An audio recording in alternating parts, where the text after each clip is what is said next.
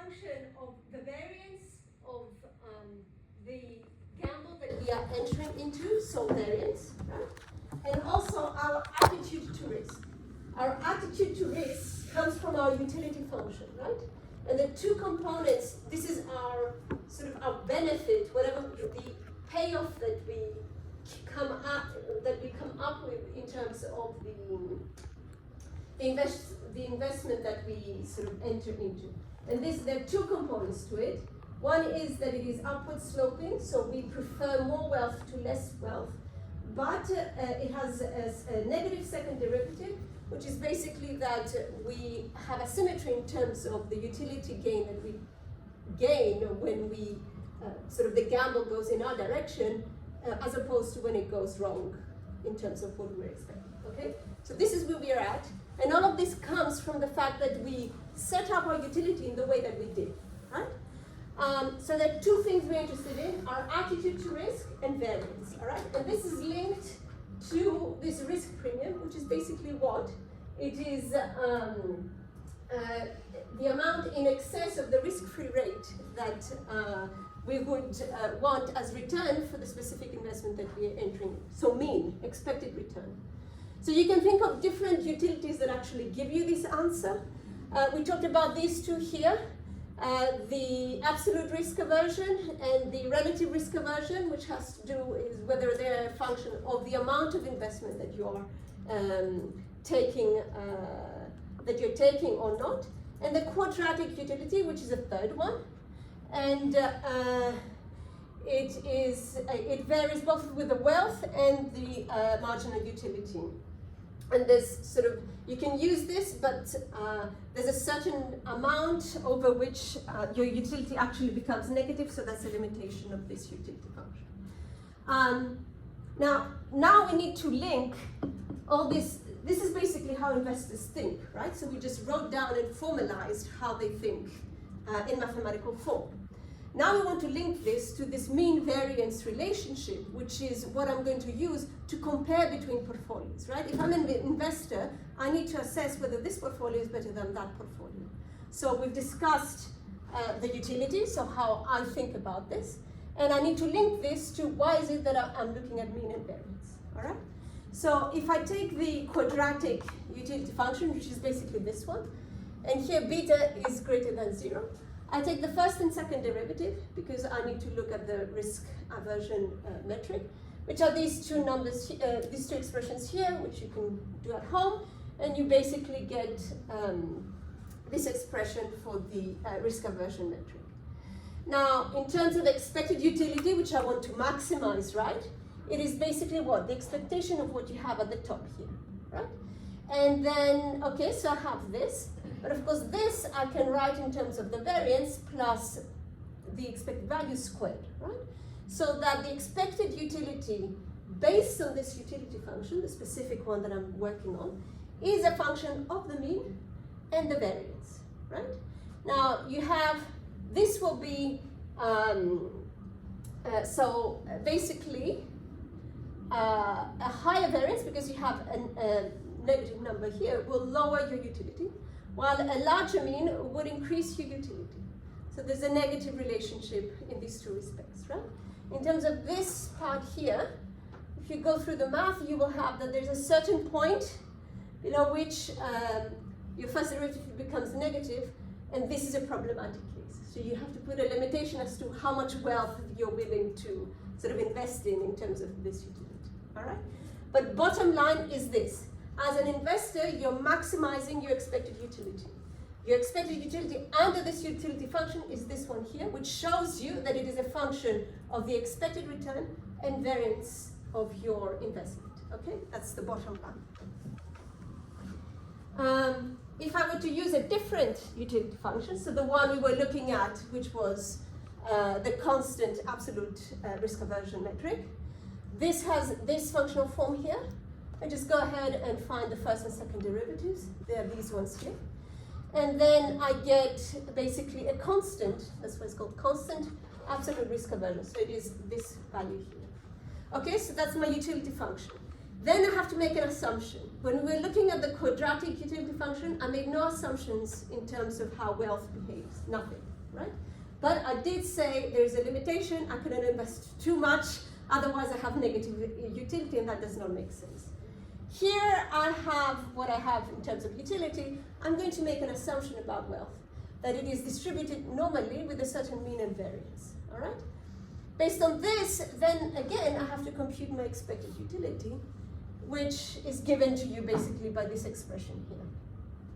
And again, I have to maximize this. So maximizing this is basically maximizing, you can take alpha out of here, you're maximizing this expression, which is what? Mean of your portfolio and variance of your portfolio, and nothing else. So in your maximization of your utility, you're only interested in mean and variance. That's why you're comparing portfolios in terms of their mean and variance, and this is exact. There's nothing else involved, as you can see in the maximization problem.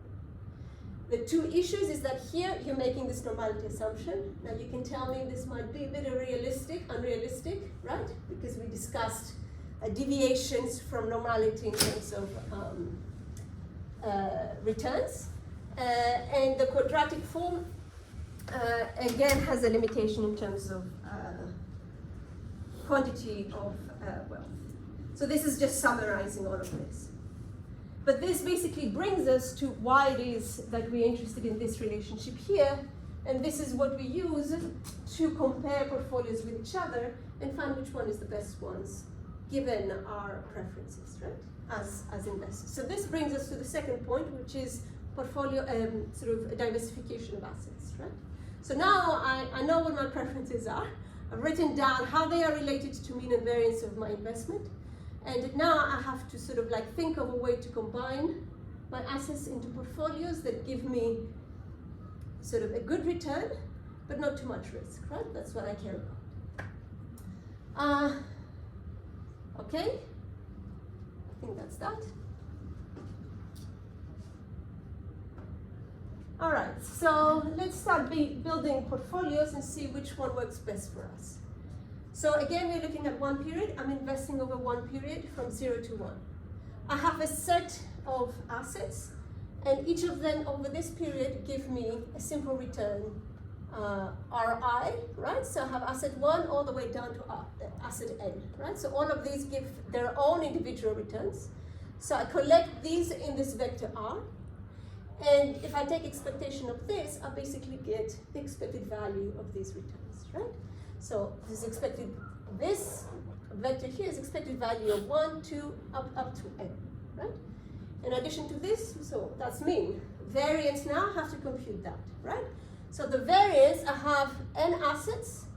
So what sort of variance do I have? What dimension is my variance? How many? What's that? Good, so it's an N by N matrix, right? So what's in the diagonal? Variance. Sorry? What do we have? The The variance of each asset, right? So sigma 1, let's just say squared, sigma 2 squared, sigma n squared, right? That's each individual, there's no connection with anything else. And then of the off diagonals, what do I have? Covariance. Good. Covariance is between asset 1 and 2, asset 1 and 3, all the way down to asset 1 and n, yes?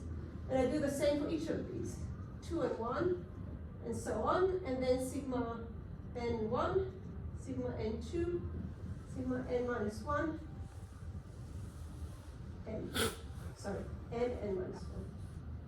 Agreed? And what else can you tell me about this matrix? What about this element? Sorry, not this. You can write this like this. What about these two elements? Equal. They're equal. So, which means what? For each of these elements. It's 2 of each.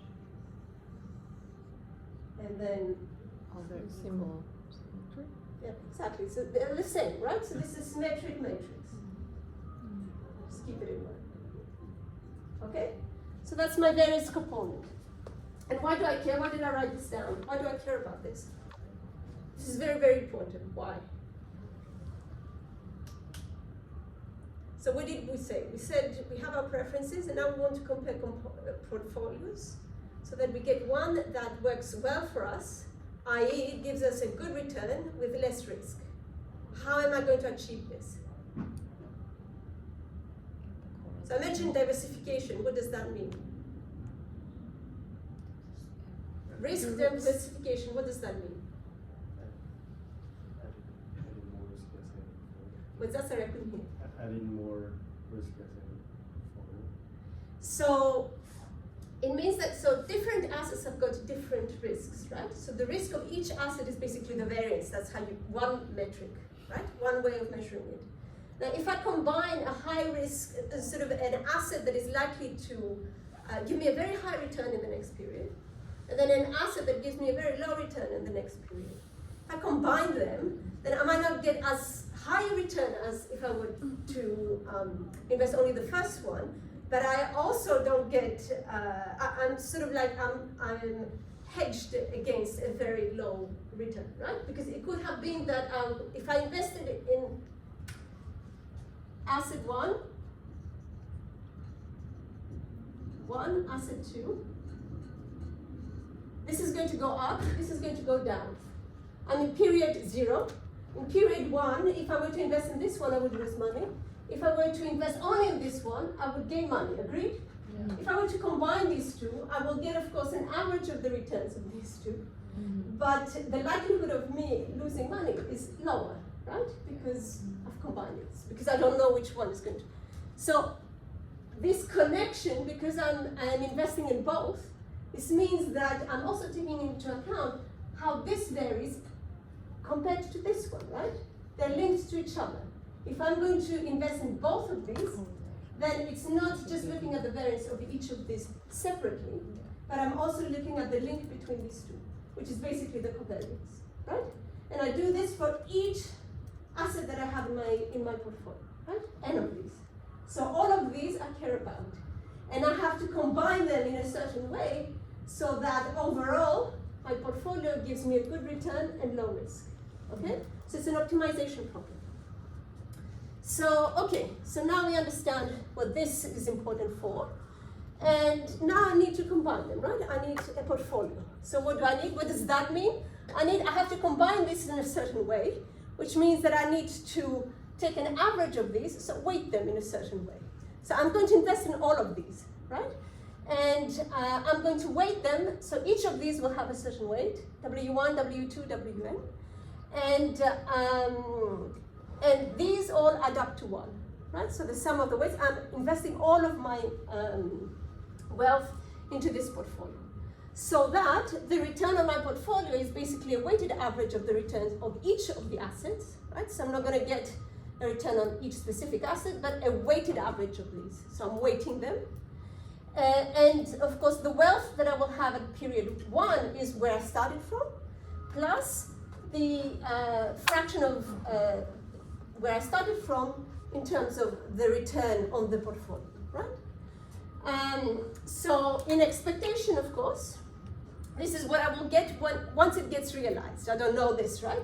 So in expectation, it is basically the expectation of the mean, so weighted average of the means. And then the variance of my portfolio is basically the variance covariance matrix where I started from, but of course it's weighted by the combination, by the sort of weights that I'm using to build my portfolio. Agree? So what I'm looking at is not the vector of the individual returns or the variance covariance matrix of the individual returns per se, but a weighted version of each of these, okay? And then the question is, of course, what's the $1 million question here? What are we trying to find? The weights of each of them. Good, W, right?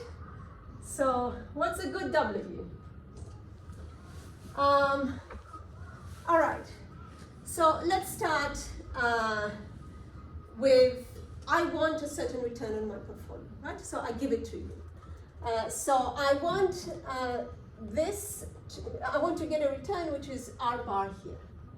And what did we say? Well, we might want this, but I want that combination of assets that will give you the minimum variance, right? So in essence, I am solving, I want to minimize the risk of this portfolio here, given that I'm going to have, I want this specific return, right? So what are the constraints in this problem? So subject to, I am allocating all of my wealth to these risky assets, and I want a specific return out of it. Now here I have made no restrictions in terms of the W, which means that you can also short sell. What is short selling? Borrowing What's that? borrowing the risk-free. Good. So you don't have the asset, so you borrow it from somewhere, you sell it, and then you buy it back later on, right? So these weights can be negative. That's allowed, right? If you wanted all the weights to be positive, that's an extra restriction here, right, to your optimization problem. So we don't go there, though we could. All right. So we have. So we need to optimize this problem here, right? So we are minimizing our portfolio variance subject to two constraints. One, that they all add up to, I'm investing all of my wealth, so the sum of these is 1.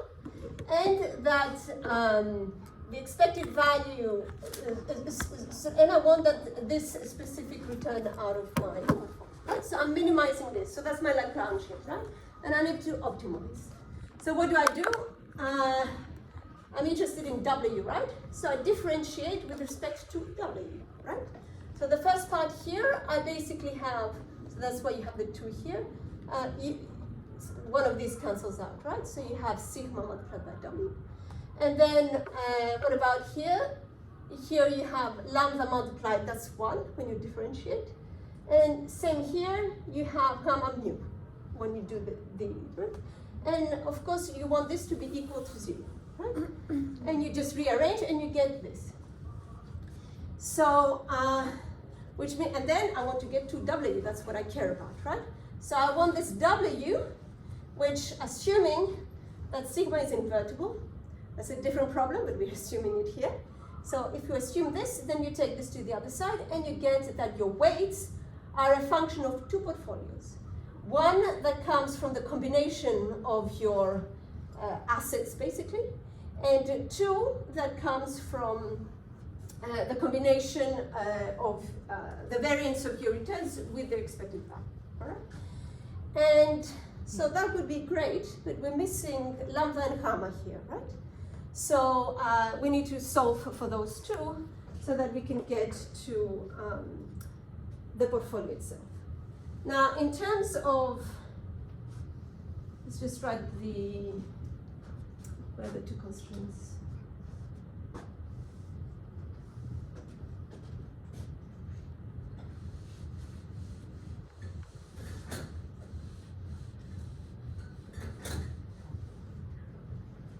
All right, so constraint 1 is,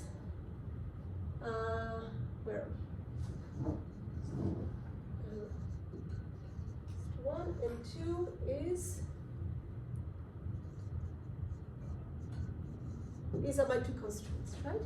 So I have found my W. Sorry. I have found my W. And so W here is equal to lambda. Correct? So then here I can go to my first constraint and just multiply, how do you call it? Replace W with what it is equal to, right? So then that gives me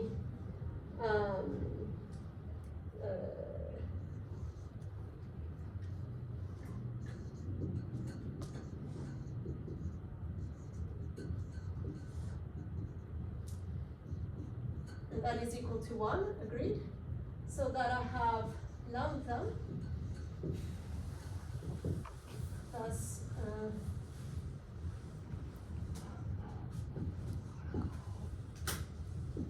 correct?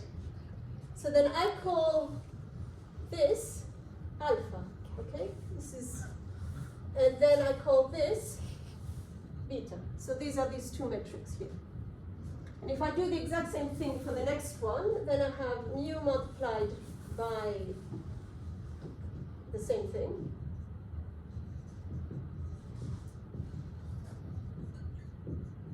Rho hat. and then I have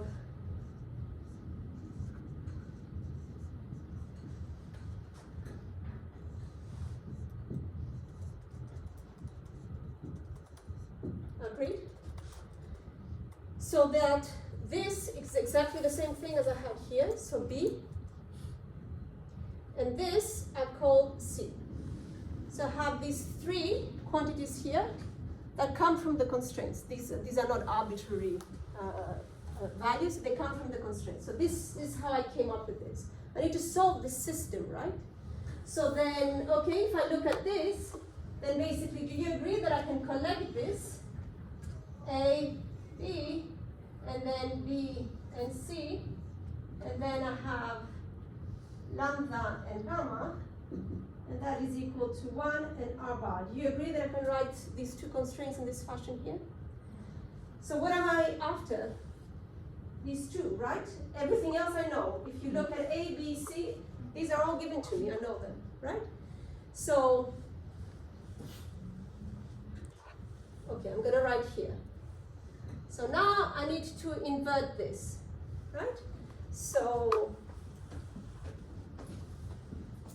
let's do this here. So that's where I'm at here, right?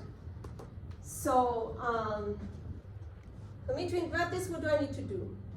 This A, B, B, C matrix. I need its determinant, right? Who remembers what the determinant is? 1 over what? When you're looking at matrices.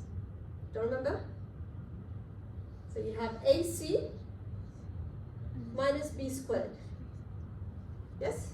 So you the determinant is basically 1 over on the main diagonal, the product minus B squared, right? Now I could, of course, call this a different letter D, right? I just call it like that. And then,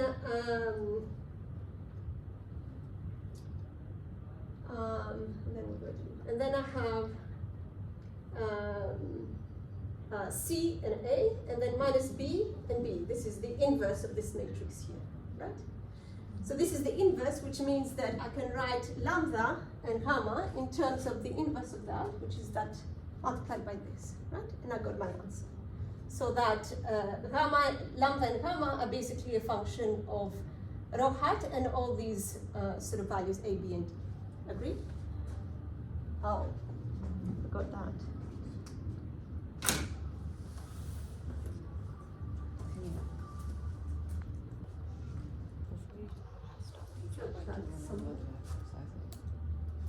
Oh, this way.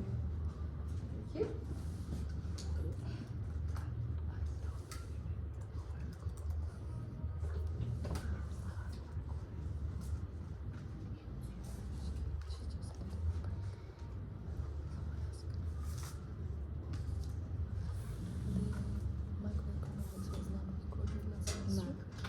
That one.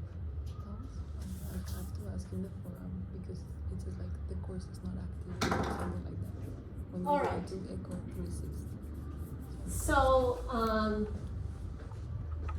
again, where did I start from? I had this problem where I wanted to earn a certain return, but I had two constraints with minimum variance. So I had to minimize my variance of my portfolio on the basis that I'm investing all of my money and that I want a specific return. So I needed to solve this optimization problem, which I have done using the Lagrangian multiplier, and based on which sort of includes these two constraints. So you get basically what you get. You obtain the weights here that are a function of the expected return that you were interested in getting.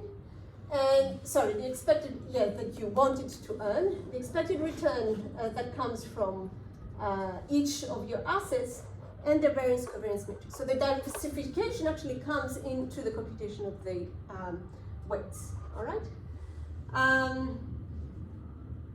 And of course, depending on what you set your preferred return to be, you can have a different set of portfolios, do you agree? When you change here, then you have different weights, obviously, for the same set of assets that you have, agreed? So you keep changing that, and then you start getting the frontier weights. which are basically portfolios that give you a certain return with minimum variance. All right. And then, of course, once you have the weights, then you can compute the variance of your portfolio. So the variance of your portfolio is this one here, and you can basically replace for the weights that you had and get that the variance is basically a function of what you were expecting your return to be. All right, so there's a relationship between these two, okay? A linear relationship, in fact.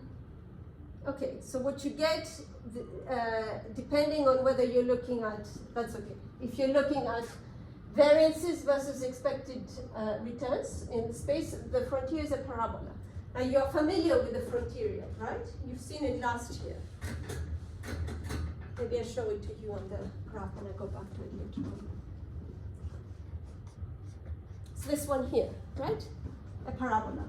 So we computed for each expected return that I'm interested in obtaining.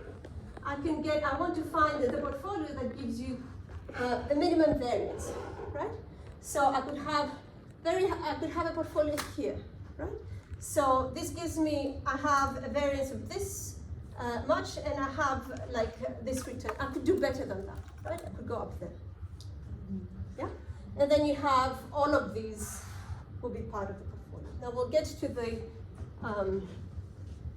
global minimum portfolio. Agreed? So that's what we did. We did the optimization problem for that.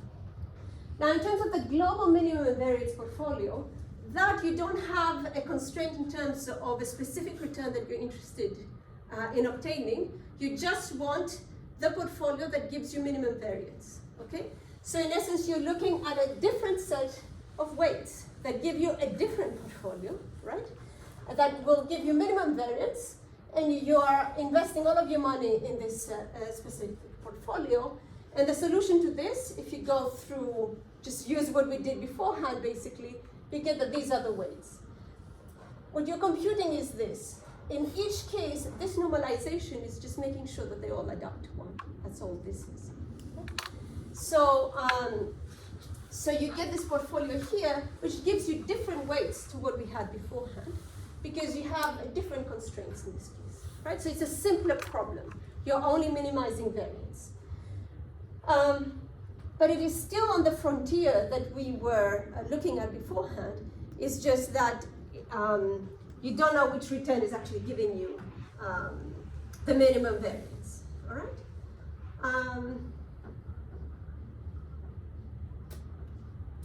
Now, let me go to the graph here.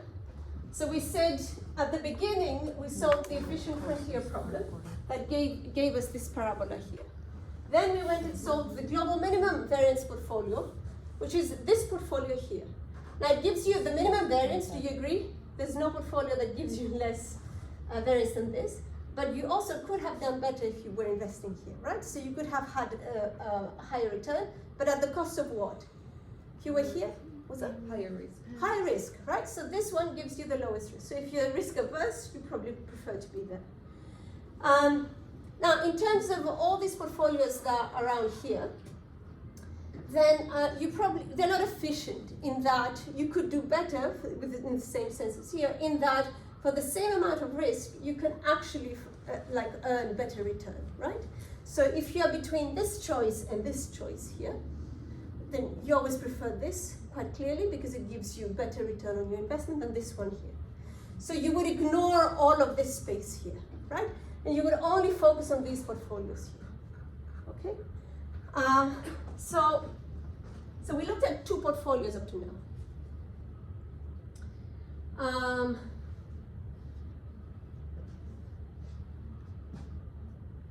All right, and in essence, all I'm going to say about this is, again, what you are interested in earning versus the relationship between that and the variance basically works in terms of diversification through your full variance covariance matrix. This is the importance of sigma here, right? So that's why, that's how you use it in terms of building your portfolio. Okay, so all of this is in a risky environment, and we have not talked about whether you have a risk-free asset. But they exist, And what happens if you were to add to the mix a risk-free asset? How does your optimization process sort of like changes, or how does your portfolio change, right? So if you are investing in a risk-free asset, say you're investing $1, then basically the return that you get is RF, right? So 1 plus the payoff is 1 plus RF. Now we said this is risk-free, right? So you get it with certainty. So the expected value of RF is RF itself, and then it has no risk means what? No variable. The variance is 0, right? There's no sort of like uncertainty about it. And because this is a constant, basically, this is how you treat it, you have that the covariance of the risk-free asset with the return on the risk-free asset, each of the assets you have in your portfolio that you're using is equal to 0. And here, and in terms of the asset itself, you can either lend at this rate and you can invest both in your risky portfolio and in the risk-free asset, or you can borrow so that you invest more wealth into your risky asset. That's your choice, right? Okay, so now let's see what happens in terms of, can I do better with my choice of portfolio than what we did up to now, right? So we had a bunch of choices, and we narrowed it down to sort of like the top part of the frontier sort of shape that we have. So here I'm saying, okay, let me add a risk-free asset to the mix.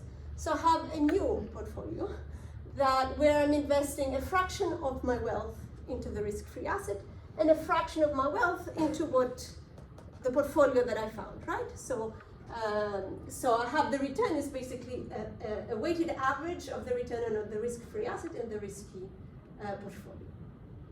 So then in expectation, again, we're working with expectations here.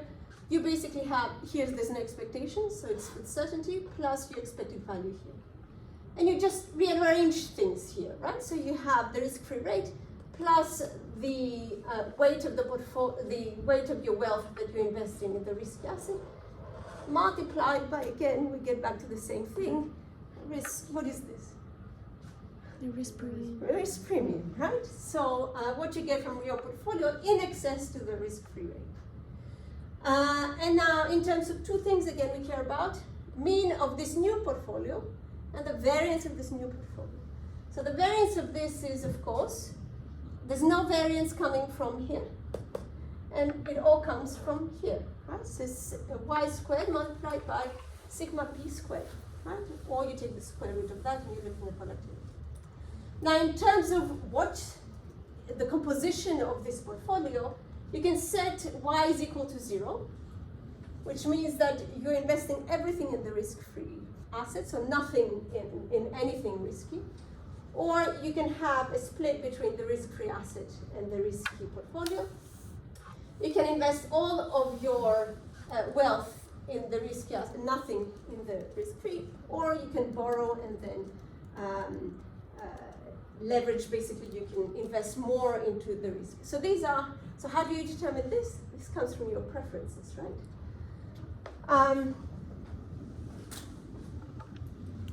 Okay.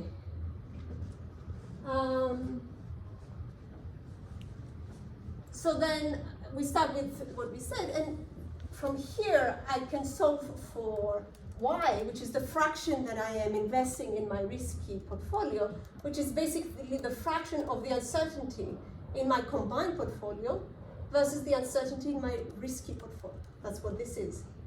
So instead of writing y here, I can just replace it with what it is equal to, which is basically this one here. So this is, as far you can see, it's a line, right? So it's the capital allocation line. It has an intercept at the risk-free rate. It has this slope here, and it changes with the variance of your combined portfolio here. That gives you your expected return on your combined portfolio. And of course, the higher the slope, so this line can have different slopes. It can be like this, it can be like this, it can be like that, right? So if it is for a certain risk, then if you want the highest return, don't you? So you would want to choose from these ones the top one. You agree? Highest return. So that has the sort of high, sort of like steepest slope. Okay, so that's what you're interested in.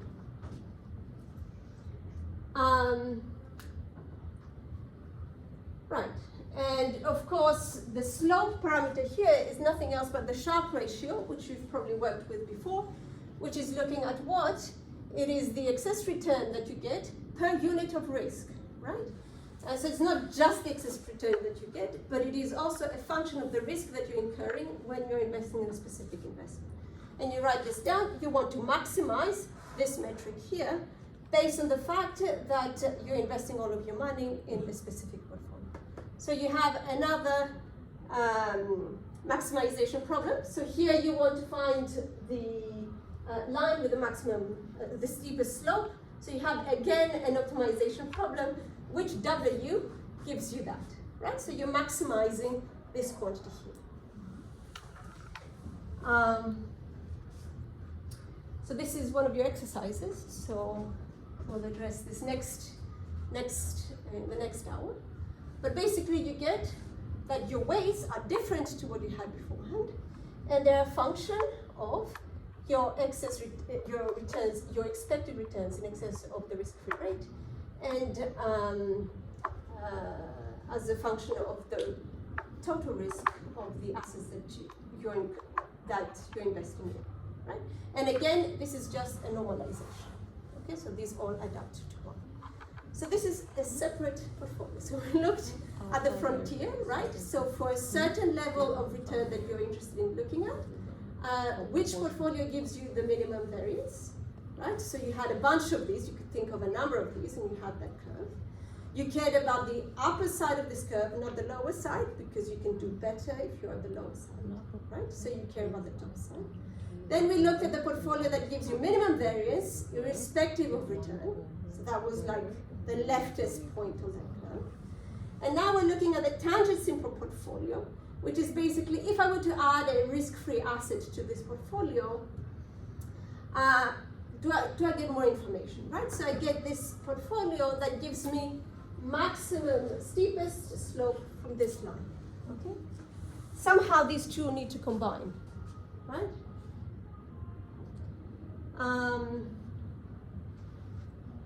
Okay, so the portfolio that gives you the tangency portfolio, which basically gives you the highest Sharpe ratio, is called the capital market line, right? So this is capital allocation lines, these are, but this is the capital market line, the one that gives you maximum Sharpe ratio, all right? And you get that by including a risk-free asset into your portfolio choice.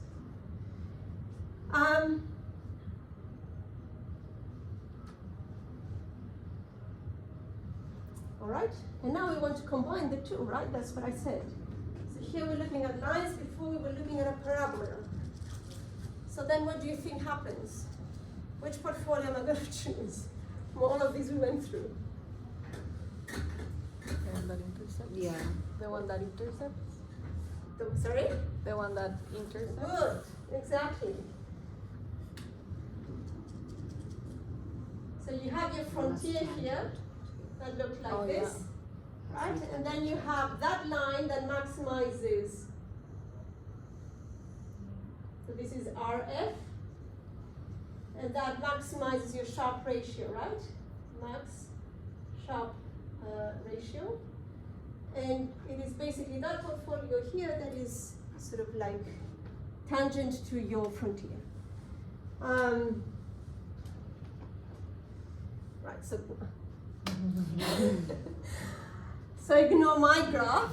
So you have your capital market line, which has an intercept RF, right?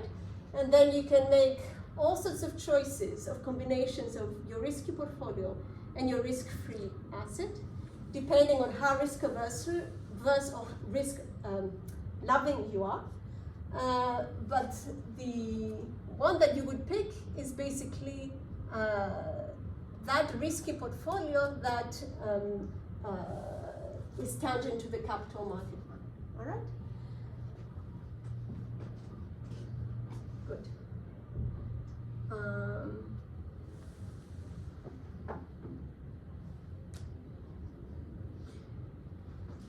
brings us to the third point, which was also, we talked about utility functions, preferences of investors. We explained why it is that we care about mean and variance. Then we went to diversification, which was basically how do I build a portfolio that gives me a decent return for a decent amount of risk, right? So there is this relationship between the two, and we explained different portfolios that you can build, and we arrived at the tangency portfolio that gives you the largest Sharpe ratio. And this is because you're adding a risk-free asset to your mix of portfolios of assets that are risky, okay? Which means what though? So we said it is that portfolio which is tangent to that line, which means that you're basically investing in two portfolios. This is a separation, the portfolio separation argument at the beginning that we said, okay? So in essence, what you are investing in is this tangency portfolio. This is a risky portfolio, and a combination of that with the risk-free asset. That's what you're combining, basically. And then the question is, what fraction are you going to sort of invest in the risk-free asset, and what fraction in that optimal sort of portfolio that you build from your risky assets? So this is really the decision of the investor, basically, right? So it depends on why, whether you're going to invest in a mix of the two, or you're going to invest everything in your tangency portfolio, or you're actually going to buy more, invest more into your tangency portfolio than you actually have, okay? And it all boils down to how risk averse you are, all right? So everything links together, okay? Amazingly, I got to the end of these slides. So this is just a summary.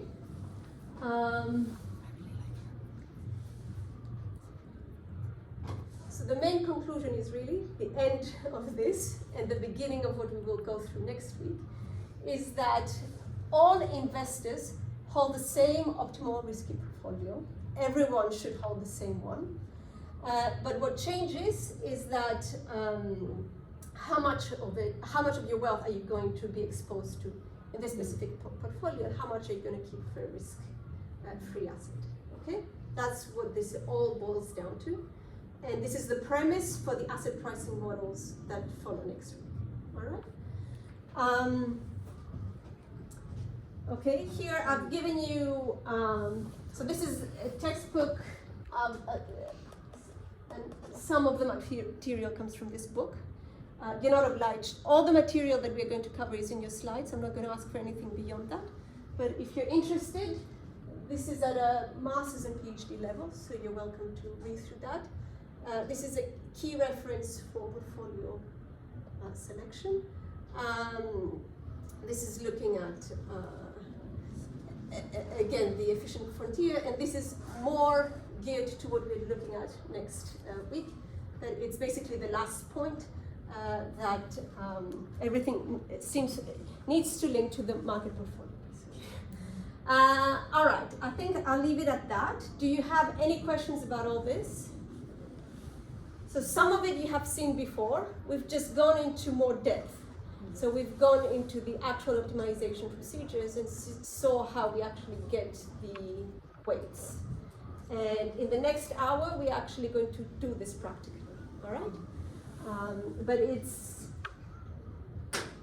I mean, I don't know what you think about the optimization problem, but when you're using matrices, it's actually quite easy to compute, which we will see in a bit. All right, so I'll give you 10 minutes and then we can.